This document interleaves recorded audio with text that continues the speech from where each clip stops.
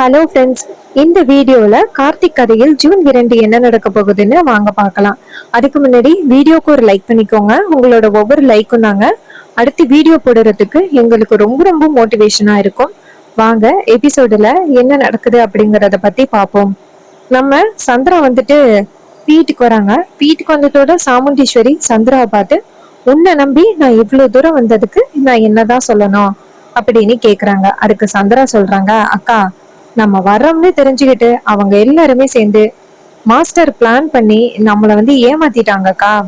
அப்ப சாமுண்டீஸ்வரி கேக்குறாங்க, சந்திரா, அங்க ஒரு இறப்பு நடந்திருக்கு, அதை விட்டுட்டு என்ன ஏமாத்தணும் அப்படிங்கிற குறிக்கோள்ல அவங்க அப்படி பண்ணிருப்பாங்கன்னு நீ சொல்றியா? இங்க பாரு, இனிமே உன்னோட புலம்பல் எல்லாத்தையுமே வேற எங்கேயாவது கொண்டு போய் வச்சுக்க.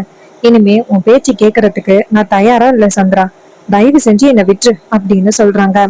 அப்ப நம்ம மயில் வாகனம் ராஜராஜா எல்லாரும் வராங்க. அவங்க வந்ததும் நம்ம மயில் வாகனம் சந்திராவை பார்த்துட்டு செமையா முறைக்கிறாரு. ஏன்னா இந்த சந்திரா தானே அபிராமியோட இறப்புக்கு காரணம். சந்திரா கேக்குறாங்க, என்ன உங்க தங்கச்சிக்கு இறுதி சடங்கு எல்லாமே பண்ணிட்டு வந்துட்டீங்க போல? ராசராஜா சந்திராவை பார்த்து, ஏ சந்திரா, இது என் குடும்பத்துல உள்ள விஷயம். என் குடும்பத்துல உள்ள விஷயத்த பேசுறதுக்கு உனக்கு யாரு ரைட்ஸ் கொடுத்தது? அப்ப சந்திரா கேக்குறாங்க, இங்க பாருங்க, அக்காவுக்கு அந்த வீட்டுல உள்ள யாரையுமே பிடிக்காது அப்படிங்கறத பத்தி உங்களுக்கு நல்லாவே தெரியும். அது தெரிஞ்சு நீங்க அந்த பரமேஸ்வரி வீட்டுக்கு போயிட்டு அந்த துக்கத்துல கொண்டாடிட்டு வந்திருக்கீங்க. இங்க பாருங்க, அக்காவுக்கு எவ்வளவு கோவம் தெரியுமா அப்படின்னு கேக்குறாங்க. ராஜராஜா சந்திராவை பார்த்து, ஏன் நீ தான் பேசுவியா, உங்க அக்கா பேச மாட்டாளா அப்படின்னு கேக்குறாங்க. சந்திரா சாமுண்டீஸ்வரிய பார்த்து, பாத்தியாக்கா, வர வர மாமா எவ்வளவு திமுறா பேசுறாரு அப்படின்னு. இப்ப எல்லாம் நம்ம வீட்டுல உள்ள யாருக்குமே இவர் கொஞ்சம் கூட மரியாதையே கொடுக்கறது இல்ல. அவர் பாட்டுக்கும் அவர் விருப்பத்துக்கு தான் இதெல்லாம் பண்ணிக்கிட்டு இருக்காரு அப்படின்னு சொல்றாங்க.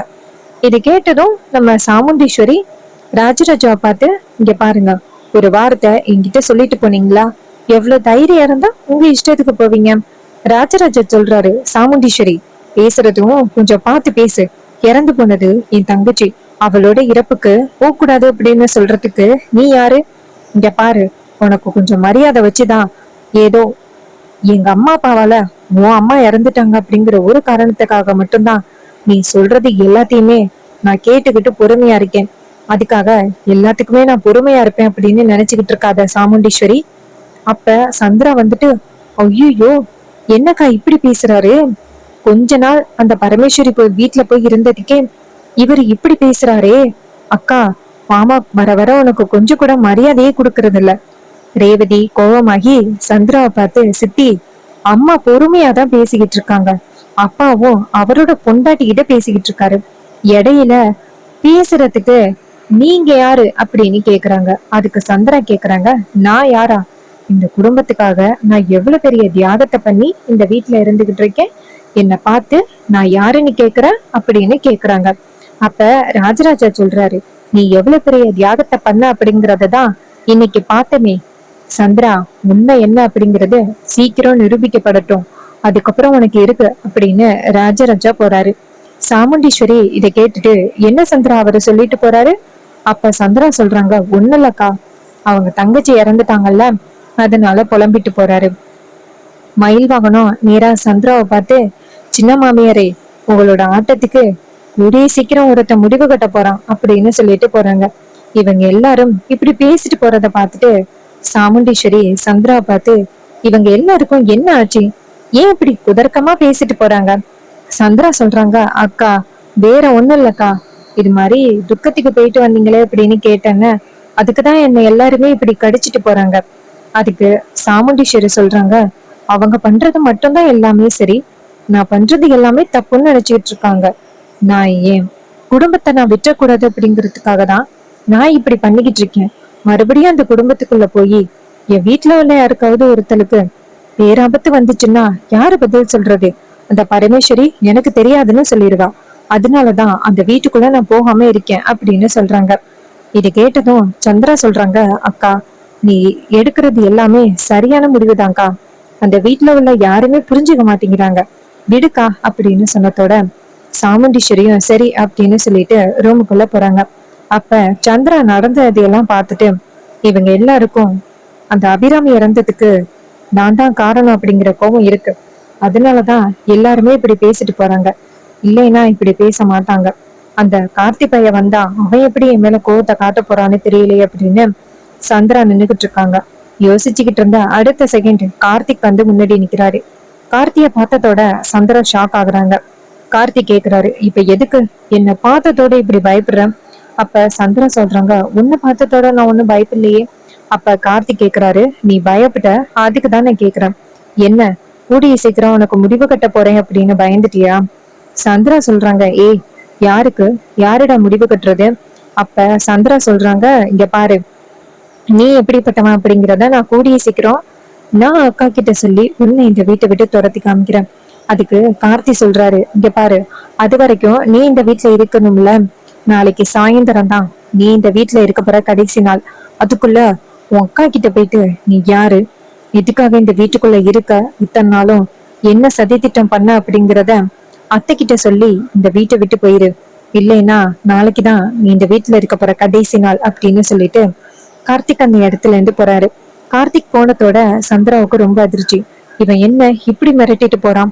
ஒருவேளை இவன் சொன்னதை செஞ்சிருவானோ? ச்சே, அப்படியெல்லாம் இவன் செய்யறதுக்கு வாய்ப்பே இல்லை. இவன் கிட்ட என்ன ஆதாரம் இருக்கு? ஒரு ஆதாரமும் இல்ல. அவனால நம்மள ஒண்ணும் பண்ண முடியாது அப்படின்னு சந்திரா நினைக்கிறாங்க. அப்பதான் கார்த்தி இங்க இருந்து ரூமுக்கு போறாரு. அங்க போனதோட ரேவதி கார்த்தியை பார்த்து, கார்த்திக் உனக்கு எப்படி ஆறுதல் சொல்றதுன்னே எனக்கு தெரியல கார்த்தி. அப்ப கார்த்தி நேரா ரேவதியை பார்த்து ஷாக் ஆகி நிக்க, அப்ப ரேவதி சொல்றாங்க, என்ன, எனக்கு நீ யாரு அப்படிங்கிற விஷயம் தெரியும். இன்னைக்கு உங்க அம்மாவுக்கு நீ இறுதிச் சடங்கு பண்ணதா நான் நேரடியா பார்த்தேன். பாட்டி கிட்ட விஷயத்த தெரிஞ்சு கேள்விப்பட்டுக்கிட்டேன். இதை கேட்டதும் கார்த்தி அமைதியா உட்கார்றாரு. அப்ப ரேவதி சொல்றாங்க, இங்க பாரு, கவலைப்படாத. அம்மா இந்த குடும்பம் ஒண்ணு சேரணும் அப்படிங்கிறதுக்காக தானே உயிரை விட்டாங்க. அவங்க நினைச்சத கண்டிப்பா நம்ம நிறைவேற்றி வைப்போம், அம்மாவோட ஆசை அப்படின்னு சொன்னதோட கார்த்தியும் சரி அப்படின்னு சொல்லிட்டு உட்கார்றாரு. அப்ப ரேவதி கேக்குறாங்க, அம்மாவுக்கு எப்படி இப்படி நடந்துச்சு அப்படிங்கிறது உனக்கு தெரியுமா? கார்த்திக் சொல்றாரு, அம்மாவுக்கு இந்த நிலைமை நடந்ததுக்கு யாரு காரணம் அப்படிங்கிறது எனக்கு தெரியும். அவங்களுக்கு நான் கூடிய சீக்கிரம் தண்டனை கொடுக்காம விடமாட்டேன். அப்ப ரேவதி சொல்றாங்க, இங்க பாரு, உங்க அம்மா எப்படி இந்த குடும்பம் ஒண்ணு சேரணும் அப்படின்ட்டு உயிரை விட்டாங்களோ அந்த விஷயத்த நம்ம கண்டிப்பா நிறைவேற்றணும். கார்த்தியும் சரி அப்படிங்கிறாரு. இன்னொரு பக்கம் மயில் வாகனத்தையும் ராஜராஜாவையும் காமிக்கிறாங்க. மயில் வாகனம் சொல்றாரு, மாமா உங்ககிட்ட ஒரு விஷயம் சொல்லணும். ராஜராஜை கேக்குறாரு, சொல்லுங்க மாப்பிள்ள. மயில் வாகனம் சொல்றாரு, மாமா அம்மாவோட இறப்புக்கு, அதாவது உங்க தங்கச்சியோட இறப்புக்கு யாரு தெரியுமா காரணம்? அந்த சந்திராவும் சிவனாண்டியும் தான். இதை கேட்டதோட ராஜராஜாவுக்கு ரொம்ப அதிர்ச்சி. என்ன மாப்பிள்ள சொல்றீங்க? அவங்க ரெண்டு பேரும் காரணமா? நான் இப்பவே அவங்கள போயிட்டு கழுத்தை நெரிக்கிறேன். அப்ப மயில் வாகனம் சொல்றாரு, மாமா அவங்க ரெண்டு பேரும் தான் இப்படிப்பட்ட ஒரு காரியத்தை பண்ணியிருக்காங்க அப்படிங்கிறதுக்கான தகுந்த ஆதாரம் நம்ம கையில இல்ல. இல்லைன்னா அவங்கள அந்த இடத்திலேயே கார்த்தி காலி பண்ணிருக்க மாட்டாரா? ராஜராஜா சொல்றாரு, என் தங்கச்சி அப்படி என்ன மாப்பிள்ள அவங்களுக்கு பிரச்சனை கொடுத்தா? மயில் வாகனம் சொல்றாரு, மாமா நான் கோவில் கும்பாபிஷேகம் அந்த பூஜை முடிஞ்ச பிறகு மாப்பிள்ளைய கூட்டிட்டு போனேன்ன, இதுக்காக தான். இது மாதிரி அந்த சந்திராவும் சிவனாண்டியும் பேசிக்கிட்டு இருந்தாங்க. அது அப்படியே நான் காதுல வாங்கிட்டு வந்து மாப்பிள்ளை கிட்ட சொன்னேன். அவர் எப்படியாவது போய் காப்பாத்திடுவாரு அப்படின்னு தான் நானும் நினைச்சேன். அதுக்குள்ளேயும் அம்மா இப்படிப்பட்ட ஒரு தப்பான முடிவு எடுத்துட்டாங்க. அவங்க இப்படி பண்ணுவாங்கன்னு நான் கொஞ்சம் கூட எதிரே பார்க்கல அப்படின்னு. அப்ப ராஜராஜர் சொல்றாரு, என் தங்கச்சியோட இறப்புக்கு அந்த சந்திராவா காரணம்? அவ எவ்வளவு ஜாலியா இந்த வீட்டுக்குள்ள சுத்திக்கிட்டு இருக்கா. அவளை இப்பவே நான் போய் கொல்றேன் மாப்பிள்ள அப்படின்ட்டு கோவமா போறாரு. மயில் வாகனம் டக்குன்னு நிப்பாட்டி, மாமா கொஞ்சம் பொறுமையா இருங்க மாமா, அம்மாவை கொண்டவங்களை இந்த மாதிரி டக்குன்னு அனுப்பக்கூடாது. அவங்களுக்கு சரியான பதிலடி கொடுத்துதான் அவங்களை இந்த வீட்டை விட்டு அனுப்பணும் அப்படின்னு சொன்னதோட நம்ம ராஜராஜாவும், ஆமா மாப்பிள்ள அவளுக்கு சரியான பாடம் கொடுக்கணும். சாமுண்டீஸ்வரி அவளை மலை போல நம்பிக்கிட்டு இருக்கா. அந்த நம்பிக்கை எல்லாத்தையுமே உடைக்கணும்.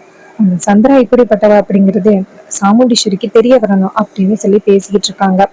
இன்னொரு பக்கம் நம்ம கார்த்திக் வந்துட்டு ரூம்ல உட்காந்துருக்கும் பொழுது நம்ம சாமுண்டீஸ்வரி வராங்க. சாமுண்டீஸ்வரிய பார்த்ததோட கார்த்தி சொல்றாரு, சொல்லுங்க அத்தை. சாமுண்டீஸ்வரி கேக்குறாங்க, என்ன மாப்பிள்ள அந்த இறுதிச் சடங்குக்கு போயிட்டு வந்தீங்களா? கார்த்தி சொல்றாரு, இல்லத்த எனக்கு ஒரு முக்கியமான வேலை இருந்துச்சு, அதனால நான் அங்க போயிட்டேன். இது கேட்டதும் சாமுண்டீஸ்வரி சொல்றாங்க, சரிங்க மாப்பிள்ள எங்க அங்க போனீங்களோ அப்படின்னு கேட்டேன். கார்த்தி சொல்றாரு, இல்லத்த நான் அங்க எல்லாம் எப்படி போவேன், நான் போகல. இதை கேட்டதும் சாமுண்டீஸ்வரியும் சரிங்க மாப்பிள்ள அப்படின்னு சொல்லிட்டு அதே நேரம் சந்திரா அந்த இடத்துக்கு வராங்க. சந்திரா வந்துட்டு நேரா கார்த்தியை பார்த்து, என்ன அக்கா கிட்ட கண்டதையும் சொல்லி எப்படியாவது அக்காவை இதே மாதிரி ஏமாத்திடலாம் அப்படின்னு நினைக்கிறியா? இங்க பாரு, அது நான் இருக்கிற வரைக்கும் நடக்காது. நீ பேசாப்ல அக்கா கிட்ட போயிட்டு உண்மையை சொல்றது நல்லது. அப்பதான் உன் குடும்பத்துல உள்ள மிச்ச மீதி பேரை நீ காப்பாத்தலாம் அப்படின்னு சொல்றாங்க. இது கேட்டதும் கார்த்தி செம்ம டென்ஷன் ஆகுறாரு. ஏற்கனவே கார்த்தி அவங்க அம்மாவை பறி கொடுத்த ரொம்ப கவலையில இருக்காரு. அப்ப போய் இந்த சந்திரா இப்படி தூண்டி விடுறது நம்ம கார்த்திக்கு செம்ம டென்ஷன் ஆகுது. கார்த்திக் நேரா சந்திராவை பார்த்து, இங்க பாரு, மரியாதையா இந்த இடத்த விட்டு போ அப்படின்னு சொல்ல சந்திரா சொல்றாங்க, என்ன என்கிட்ட அதட்டி பேசி நீ தப்பிக்கலாம் அப்படின்னு பாக்காத. இப்பவே நீ யாரு அப்படிங்கிற விஷயத்த போயிட்டு சொல்லிரு. நீ என்னதான் கோடீஸ்வரனா இருந்தாலும் என் திட்டத்துல இருந்து உன்னால தப்பிக்க முடியாது அப்படின்னு சொல்லிட்டு சந்திரா அந்த இடத்துல இருந்து போறாங்க. அப்ப கார்த்திக் நினைக்கிறாரு, இதை விடக்கூடாது அப்படின்னு மயில் வாகனம் ரூமுக்குள்ள வந்துட்டு நேரா கார்த்திய பார்த்து, இங்க பாரு கார்த்தி, நானும் சின்ன மாமியார் பாவம் அப்படின்னு நினைச்சிட்டு இருந்தேன். ஆனா இதுக்கு மேல அவங்களுக்கு பாவம் பார்க்க கூடாது. இவங்களால ஒரு இறப்பே நடந்திருக்கு. ஆனா அதை பத்தி இவங்களுக்கு கொஞ்சம் கூட கவலையே இல்லை. இல்ல இவங்க பாட்டுக்கும் ரொம்ப சந்தோஷமா இருக்காங்க. கார்த்தி, இவங்களுக்கு நீ பாவம் பார்க்காத. இது இது இவங்களால மறுபடியும் ஏதாவது உங்க குடும்பத்துல உள்ளவங்களுக்கு ஆபத்து வந்துச்சுன்னா என்ன பண்றது? அதனால சின்ன மாமியாருக்கு ஒரு முடிவு கட்டுறதுதான் நல்லது. இதை கேட்டதும் கார்த்தி சொல்றாரு சரி அப்படின்னு. இன்னொரு பக்கம் சந்திரா நினைக்கிறாங்க, நம்ம போய் சிவனாண்டிய பாத்துட்டு வரலாம் அப்படின்னு கிளம்புறாங்க. அவங்க அத்தை சிவகாமிய பாக்குறதுக்காக நேரா வீட்டுக்கு போறாங்க. அங்க வந்துட்டு சிவகாமி நேரா நம்ம சந்திராவுக்கு ஆரத்தி எடுக்கிறாங்க. என்னத்த புதுசா ஆரத்தி எடுக்கிறீங்க? அவங்க சொல்றாங்க, அந்த ராஜ சேதுபதி வீட்டுல ஒரு தலை விழுந்ததுக்கு நீயும் ஒரு காரணம் இல்ல, அதனாலதான் உனக்கு ஆரத்தி எடுக்கிறேன். அப்ப சந்திரா சொல்றாங்க சரித்த அப்படின்னு. அப்புறமா வீட்டுக்குள்ள போறாங்க. அங்க போனதோட சிவகாமி சொல்றாங்க, இங்க பாரு, இதே மாதிரி அந்த சாமுண்டீஸ்வரியோட குடும்பத்துல அந்த சாமுண்டீஸ்வரி விழணும். அதுக்கு சந்திரா சொல்றாங்க, அத்தை, அதுக்கான ஏற்பாடுகள் எல்லாத்தையுமே தான் நாங்க பண்ணிக்கிட்டு இருக்கோம். அதுக்கு அவங்க சொல்றாங்க, சரி இதே மாதிரி அந்த குடும்பத்திலயும் ஒரு தலை விழுகணும் அப்படின்னு சொல்லி பேசிக்கிட்டு இருக்காங்க. அதே நேரம் நம்ம மயில் வாகனமும் கார்த்தியும் சந்திரா எங்கே போறாங்க அப்படின்னு ஃபாலோ பண்ணி வந்தப்ப அந்த சிவகாமி வீட்டுக்கு வந்ததே தெரிய வருது. உடனேயே மயில் வாகனம் சொல்றாரு, மாப்பிள்ள, நமக்கு கிடைச்ச சரியான வாய்ப்பு.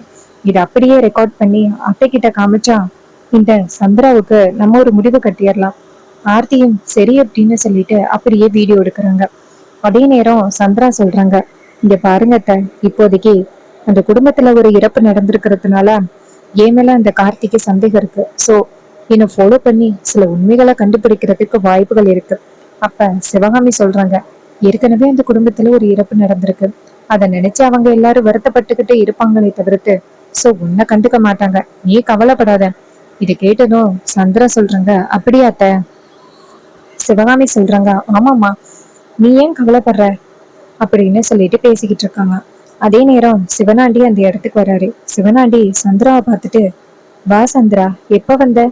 சந்திரா சொல்றாங்க, இப்பதாங்க வந்தேன். அத்தைய பார்த்துட்டு பேசிக்கிட்டு இருந்தேன். அவர் சொல்றாரு, இங்க பாரு சந்திரா, நீ இங்க வர்றது அந்த கார்த்திக்கு தெரியாதுல்ல? சந்திரா சொல்றாங்க, அதெல்லாம் தெரியாதுங்க, தெரியாம தான் இங்க வந்தேன்.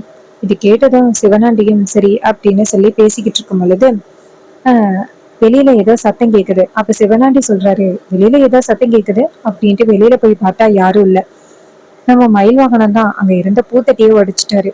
அப்ப மயில் வாகனம் சொல்றாரு, இது வரைக்கும் போதும், அவங்க பேசுனது எல்லாமே ரெக்கார்ட் ஆகிருக்கு. இதை கொண்டு போய் அத்தை கிட்ட காமிச்சா போதும், அவளுக்கு ஒரு முடிவு கட்டிடலாம் அப்படின்னு சொல்லிட்டு போறாங்க.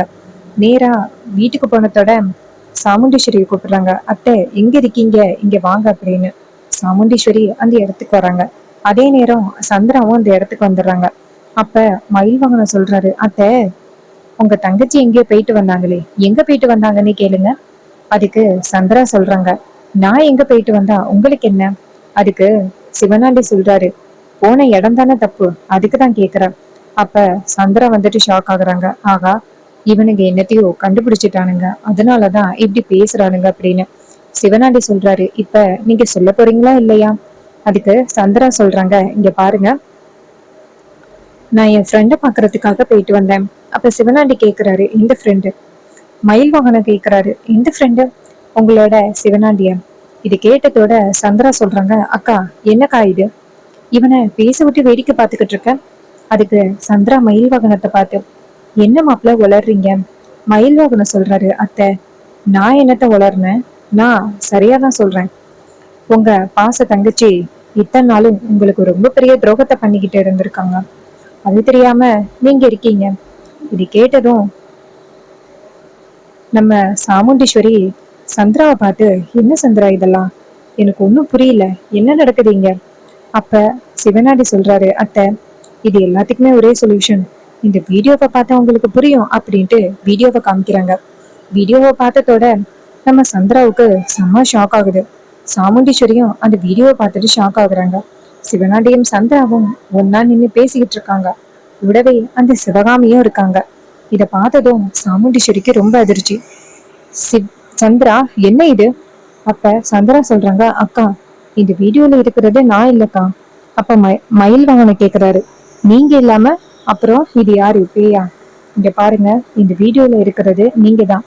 இதுல என்ன பேசியிருக்காங்க அப்படிங்கிறத நீங்க கேளுங்கத்த அப்படின்னு சொல்லிட்டு காமிக்கிறாங்க. அப்ப அதுல சிவகாமி சொல்றாங்க, அந்த சாமுண்டீஸ்வரியோட குடும்பத்தை அழிச்சிட்டு தான் நீ இந்த வீட்டுக்கு வரணும் அப்படின்னு சொல்லிக்கிட்டு இருக்காங்க. இது எல்லாத்தையும் கேட்டதோட சாமுண்டீஸ்வரிக்கு செம ஷாக்கு.